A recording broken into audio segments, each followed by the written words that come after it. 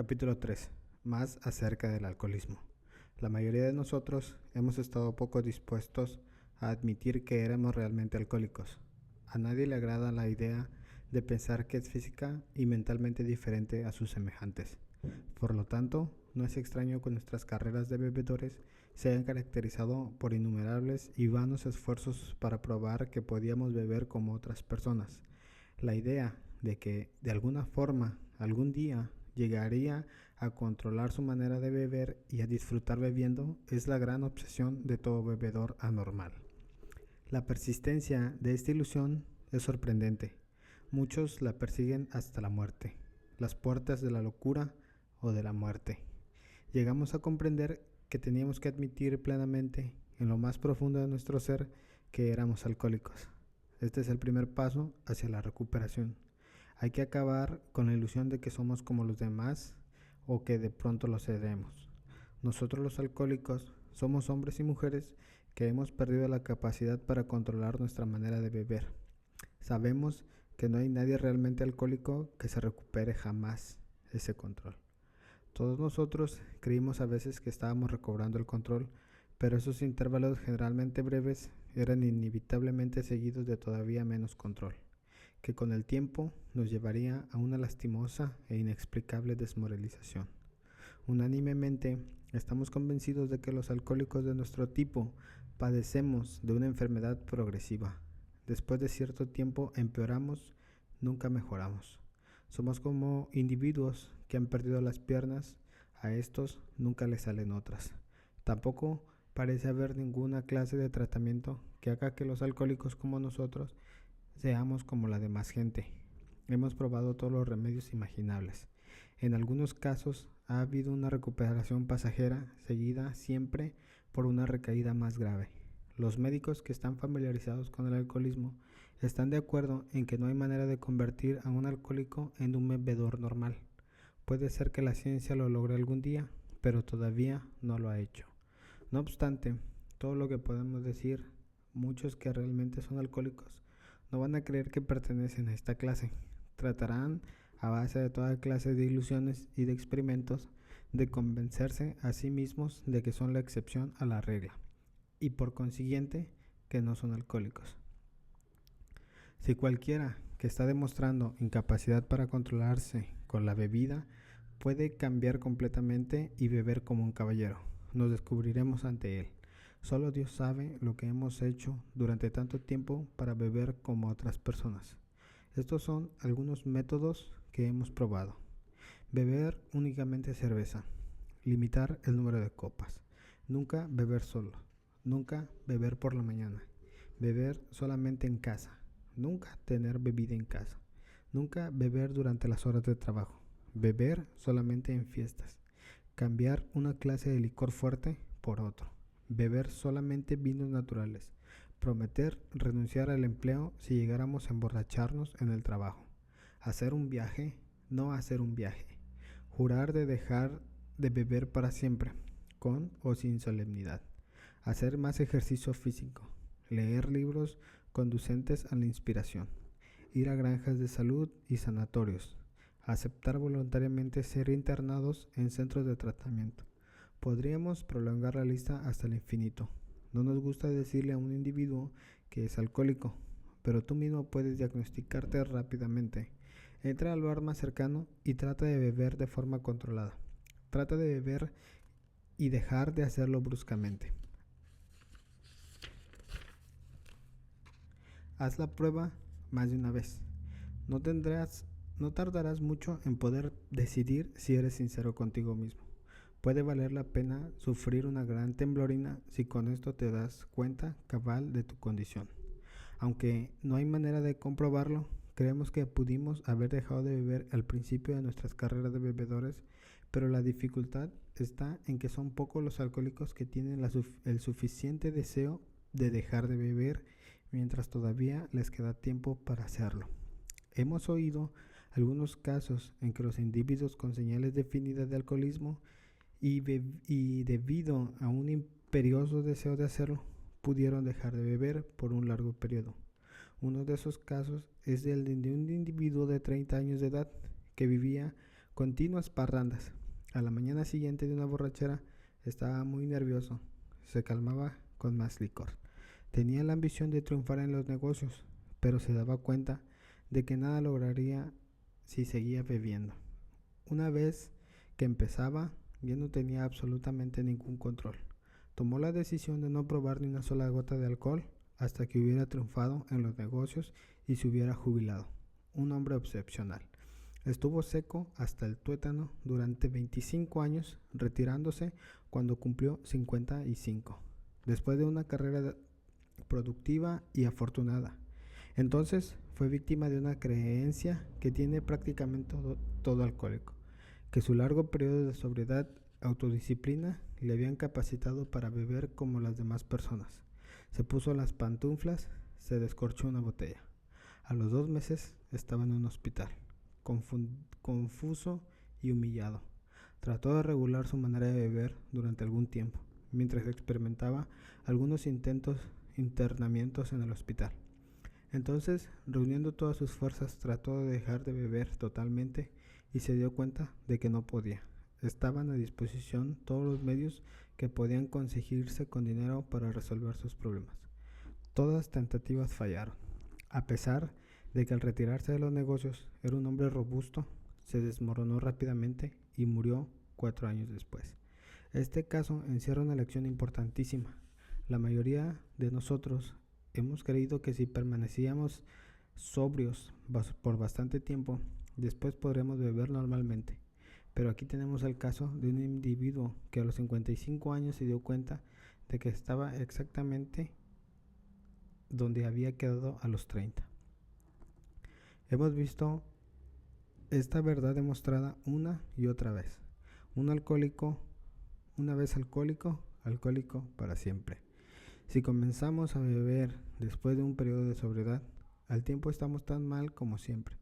Si estamos haciendo planes para dejar de beber, no debe haber reserva de ninguna clase, ni ninguna idea oculta de que algún día seremos inmunes al alcohol. La experiencia del individuo antes citado puede motivar a los jóvenes a creer que es posible dejar de beber a base de fuerza de voluntad, tal como él lo hizo. Dudamos de que muchos puedan hacerlo porque ninguno querrá realmente dejar de beber y será muy raro el que lo haga, debido a la peculiar característica mental que ya se habrá adquirido. Algunos de los de nuestra agrupación, individuos de 30 años de edad y aún menos, habían estado bebiendo durante pocos años, pero se encontraron en una situación tan desesperada como la de los que habían estado bebiendo 20 años. Para estar gravemente afectado, no es necesario que haya pasado estando bebiendo durante mucho tiempo, ni que beba tanto como lo hicimos algunos de nosotros. Esto es particularmente cierto en las mujeres. Las alcohólicas en potencia a menudo se convierten en tales y en pocos años su caso está muy avanzado. Ciertas bebedoras que se sentirán gravemente ofendidas si se les llama alcohólicas, se sorprenden de su incapacidad para dejar de beber. Nosotros, que estamos familiarizados con los síntomas, vemos un gran número de alcohólicos potenciales entre los jóvenes en todas partes, pero trata de hacer que ellos lo vean. Mirando al pasado, nos damos cuenta de que habíamos seguido bebiendo muchos años después del momento en que nos hubiera sido posible dejar de hacerlo a base de nuestra fuerza de voluntad. Si alguien duda de que haya entrado en este peligroso terreno, que se haga la prueba de apartarse del licor durante un año. Si realmente, y su caso es muy avanzado, hay escasas posibilidades de éxito. Al principio de nuestra época de bebedores, hubo ocasiones en que permanecimos sin beber por un año o más tiempo para después transformarnos en serios bebedores. Pese a que uno puede dejar de beber por un periodo considerable, puede ser, sin embargo, un alcohólico potencial. Creemos que pocos de los que sientan el llamamiento de este libro pueden permanecer sin beber aunque durante un año. Algunos estarán borrachos al día siguiente de haber hecho su resolución, la mayoría de ellos en unas cuantas semanas. Para los que no pueden beber con moderación, el problema consiste en cómo dejar de hacerlo totalmente. Nos suponemos, desde luego, que el lector quiere dejar de beber. El que la persona que está en esas condiciones pueda dejar de beber sobre una base no espiritual depende del grado en que haya perdido el poder de elegir entre beber o no beber. Muchos de nosotros creíamos que teníamos mucho carácter. Existía siempre el tremendo apremio de dejar de beber a pesar de esto. Nos resulta imposible hacerlo. Esta es la característica desconcertante del alcoholismo, tal como lo conocemos. Esa total incapacidad para dejar de beber la bebida sin importar lo grande que sea la necesidad o el deseo de hacerlo. ¿Cómo podremos entonces ayudar a nuestro lector a decidir a su propia satisfacción si es uno de nosotros? El experimento de dejar de beber por un tiempo ayudará, pero creemos poder hacer un servicio más grande a los que padecen del alcoholismo y tal vez incluso a la profesión médica. Por lo tanto, describiremos algunos de los estados mentales que proceden a la recaída en la bebida, porque obviamente este es el punto crucial del programa. ¿Qué clase de pensamientos predomina en el alcohólico, que repite una y otra vez el desesperantemente experimento de la primera copa? Los amigos que han razonado con él después de una borrachera que lo ha llevado hasta el punto del divorcio o la bancarrota, se quedan desconcertados cuando lo ven ir directamente a la cantina. ¿Por qué lo hace? ¿En qué está pensando? Nuestro primer ejemplo es el amigo a quien llamaremos Jim. Este individuo tiene una esposa y una familia encantadora. Heredó una lucrativa agencia de automóviles. Tiene una recomendable hoja de servicios de la guerra mundial. Es un buen vendedor y goza de simpatías generales. Es un hombre inteligente, normal, hasta donde podemos ver, excepto por su índole nerviosa. No bebió hasta los 35 y al cabo de unos cuantos años se ponía tan violento cuando bebía que hubo necesidad de internarlo. Al salir del tratamiento se comunicó con nosotros. Le hablamos de lo que sabíamos acerca del alcoholismo y de la solución que habíamos hallado. Puso manos a la obra. Su familia se reunió nuevamente y empezó a trabajar como vendedor en negocios que había perdido por sus borracheras. Todo marchó bien por algún tiempo, pero no cultivó su vida espiritual. Para su consternación, se emborrachó media docena de veces en rápida sucesión. En cada una de estas ocasiones trabajamos con él, examinando cuidadosamente lo que había sucedido. Estuvo de acuerdo en que era un alcohólico y que su condición era grave. Sabía que se enfrentaba a otra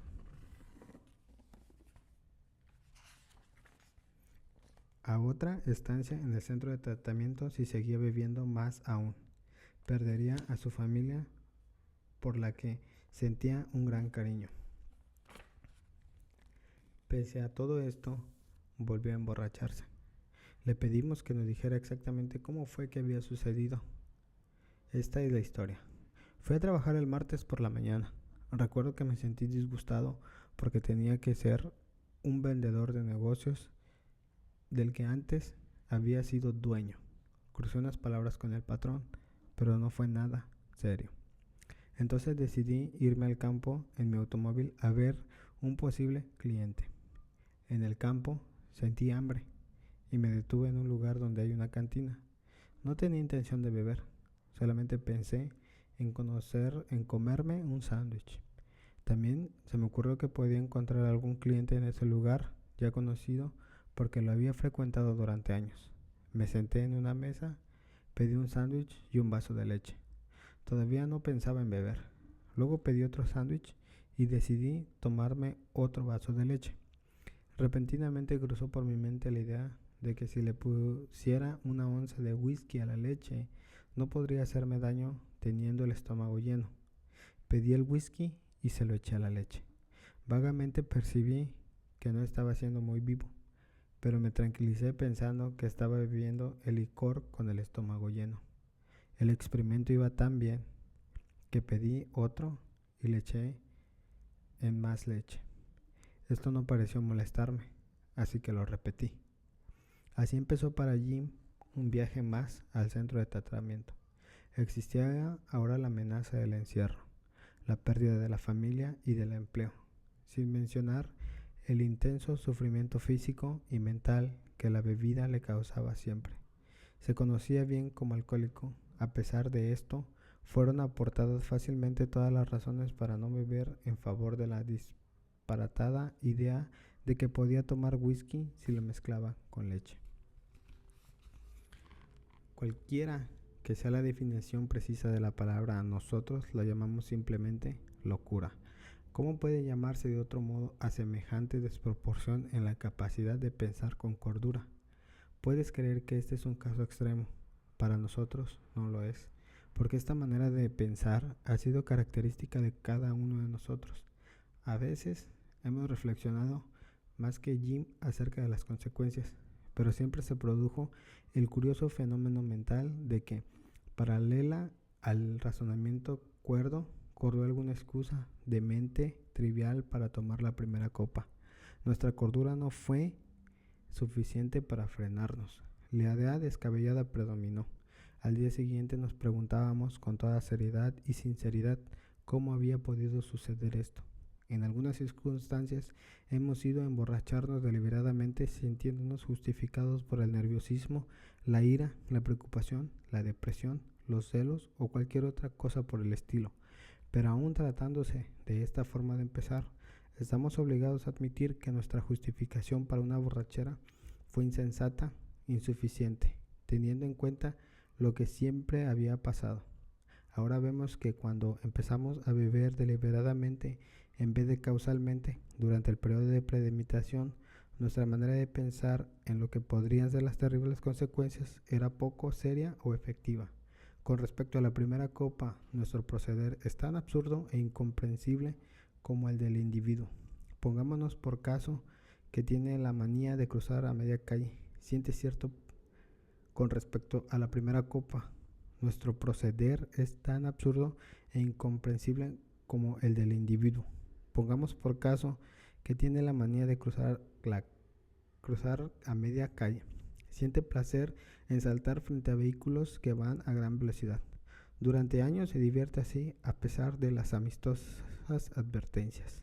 Hasta aquí, tú lo calificarías como un tonto con ideas raras acerca de lo que es divertirse. Más tarde, la suerte lo abandona y es lastimado levemente varias veces seguidas. ¿Pensarías que aquel individuo sí es normal? No lo volverá a hacer. Al poco tiempo, sin embargo, reincide y esta vez sufre una fractura de cráneo. Después de una semana de salir del hospital, le atropella un tranvía y le rompe un brazo. Te dice que ha decidido dejar de cruzar a media calle de una vez por todas, pero a las pocas semanas le rompen las dos piernas. A través de los años continúa esta conducta, acompañada de sus promesas de ser cuidadoso y de alejarse de la calle del todo. Por fin, ya no puede trabajar. Su esposa se divorcia de él y queda en ridículo ante todos. Trata por todos los medios imaginables de quitársela de la cabeza la idea de cruzar a media calle. Se encierra en un centro de tratamiento con la esperanza de enmendarse, pero al día en que sale, se cruza enfrente de un carro de bomberos que le rompe la columna vertebral. Un individuo como este tiene que estar loco, ¿no es así? Puede parecerte que nuestras ilustraciones es muy ridícula, pero es así. Nosotros hemos tenido experiencias agobiantes.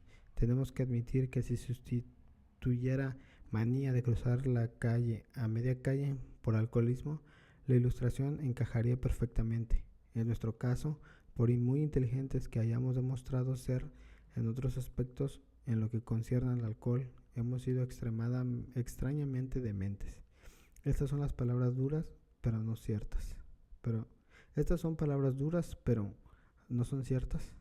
Algunos de ustedes estará pensando, sí, lo que dices es cierto, pero no del todo aplicable. Admitimos que tenemos algunos de estos síntomas, pero no hemos llegado a los extremos que ustedes llegaron, ni parece que llegaremos, porque nosotros nos comprendemos tan bien después de lo que nos dijeron que tales cosas no podrían volver a suceder. No hemos perdido del todo en la vida por la bebida, y desde luego no tenemos la intención de que así suceda. Gracias por la información. Esto puede ser verdad para ciertas personas no alcohólicas, Pero si bien si bien bebían irresponsablemente y en exceso, puede parar o moderarse porque su cerebro y su cuerpo no se han dañado como pasó con los nuestros. Pero el que es afectivo y potencialmente alcohólico, con casi ninguna excepción, será absolutamente incapaz de dejar de beber a base del conocimiento de sí mismo. Este es un punto que queremos enfatizar y reenfatizar para que les entre bien en la cabeza a nuestros lectores alcohólicos, así como se nos ha sido revelado a nosotros a través de la amarga experiencia. Pasamos a otro ejemplo. Fred es un socio de una bien conocida empresa de contabilidad. Sus entradas son buenas. Tiene un magnífico hogar, está casado felizmente y es padre de muchachos prometedores de edad universitaria. Tiene una personalidad muy atractiva que hace amistad con todos. Si ha habido un hombre de negocios próspero, Fred lo es. Según todas las apariencias, es un individuo estable y bien equilibrado. A pesar de todo esto, Fred es un alcohólico. Lo vimos por primera vez hace un año en un hospital al que había ido a recuperarse de un tembloroso ataque de nervios. Era su primera vez de esa clase y estaba muy avergonzado de lo que le pasaba.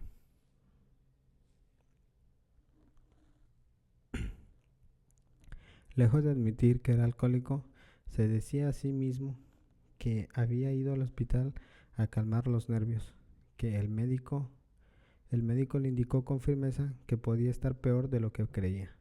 Durante unos días se sintió deprimido por su condición. Tomó la resolución de dejar de beber totalmente.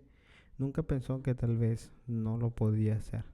A pesar de su carácter y de su posición, no creía ser un alcohólico y mucho menos aceptaba un remedio espiritual para su problema. Le dijimos lo que sabíamos acerca del alcoholismo. Se interesó y concedió que tenía algunos de esos síntomas, pero distaba mucho de admitir que no podía hacer nada por sí mismo. Estaba convencido de que esta humillante experiencia, unida a los conocimientos que había adquirido, lo mantendría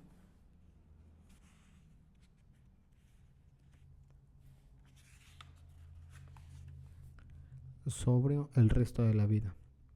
El conocimiento de sí mismo lo arreglaría todo. No volvimos a oír de Fred por algún tiempo. Un día nos dijeron que había regresado al hospital. Esta vez estaba muy tembloroso. Pronto indicó que estaba ansioso de vernos. La historia que nos contó es sumamente instructiva, porque se trata de un individuo absolutamente convencido de que tenía que dejar de beber, que no tenía ninguna excusa para beber, que demostraba un juicio y una determinación extraordinaria en todos sus otros asuntos, pero que a pesar de todo esto era impotente ante su problema. Dejemos que sea él quien te lo cuente. Me impresionó mucho lo que ustedes dijeron acerca del alcoholismo y francamente no creí posible que yo volviera a beber. Aprecié mucho sus ideas sobre la sutil demencia que precede a la primera copa, pero tenía confianza en que no me podía suceder a mí después de lo que había sabido. Razoné que mi caso no estaba tan avanzado como los de la mayoría de ustedes, que había tenido un éxito excepcional en vencer mis otros problemas personales y que por consiguiente también tendría un buen éxito donde ustedes habían fallado. Sentía que tenía todas las razones para tener confianza en mí mismo, que solo era cuestión de ejercer mi fuerza de voluntad y de mantenerme alerta. En este estado de ánimo volví a mi vida normal y todo fue bien por algún tiempo. No tenía dificultad en rehusar las copas que me brindaban y empecé a pensar si yo no había estado complicando un asunto tan sencillo. Un día fui a Washington para presentar unos comprobantes de contabilidad en un departamento del gobierno. Ya me había ausentado con anterioridad durante este periodo de abstinencia, así que no era nada nuevo. Físicamente me sentía muy bien. Tampoco tenía problemas o preocupaciones apremiantes. Mi negocio salió bien, estaba satisfecho.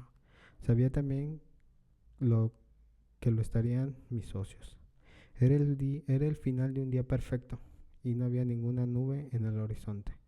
Me fui a mi hotel y me vestí despacio para ir a cenar. Al cruzar el umbral del comedor, me vino a la mente la idea de que sería agradable tomar un par de cócteles antes de la cena. Eso fue todo, nada más. Pedí un cóctel y mi cena. Luego pedí otro cóctel. Después de la cena, decidí dar un paseo. Cuando regresé al hotel, se me ocurrió que me sentaría bien un traguito antes de acostarme. Entré al bar y me tomé uno. Recuerdo haber pedido algunos más esa noche, bastantes al día siguiente. Tengo el recuerdo nebuloso de haber estado en un avión rumbo a Nueva York y de haber encontrado en el aeropuerto a un taxista muy servicial, en vez de a mi esposa. Aquel taxista fue una especie de cuidador mío durante varios días. Poco sé a dónde fui, o de lo que oí o dije.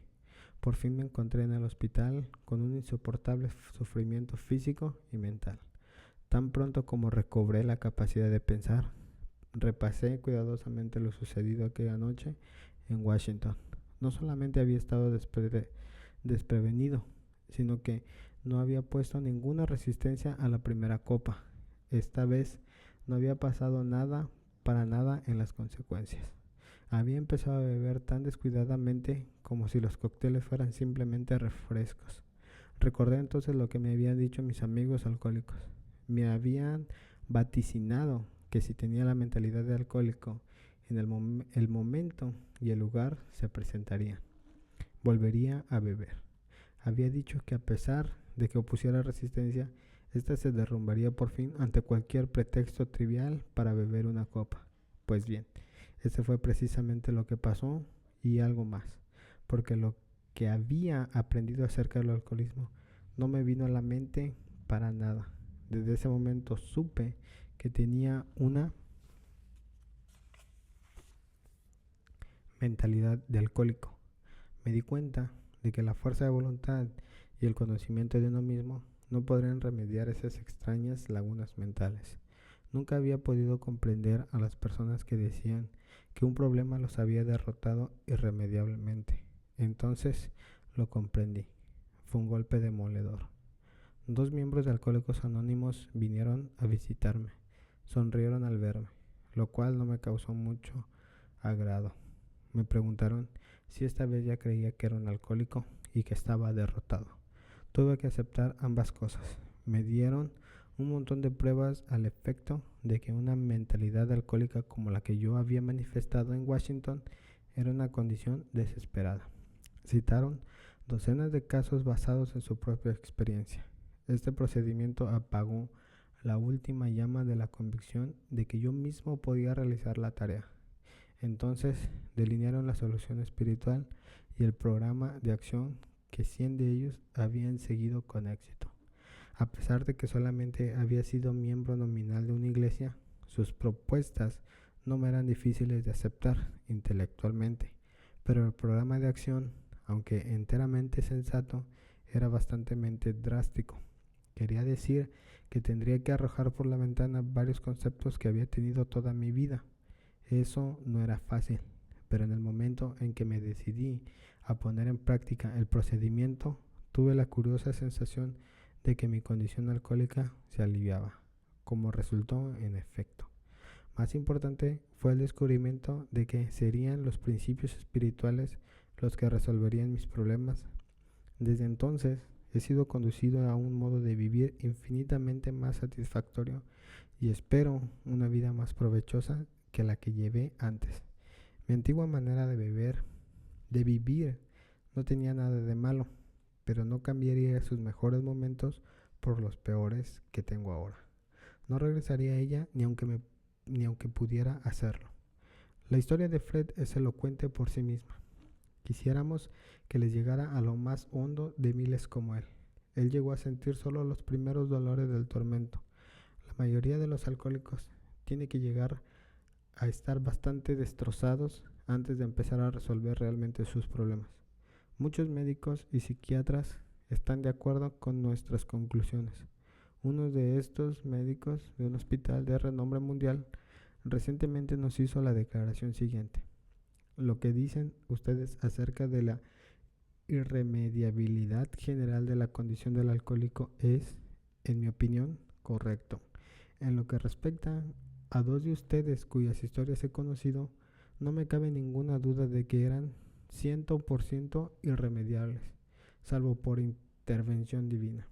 Si se hubieran presentado como pacientes a este hospital, de haberlo podido evitar, no los habría aceptado. Personas como ustedes destrozan el corazón. Aunque no soy una persona religiosa, siento un respeto profundo por el enfoque espiritual en casos como los de ustedes. Para la mayoría de estos casos, prácticamente no hay otra solución. Una vez más insistimos en que en ciertas ocasiones el alcohólico no tiene ninguna defensa mental efectiva contra la primera copa, excepto en unos cuantos casos raros. Ni él ni ningún otro ser humano puede proveer tal defensa. Su defensa tiene que venir de un poder superior.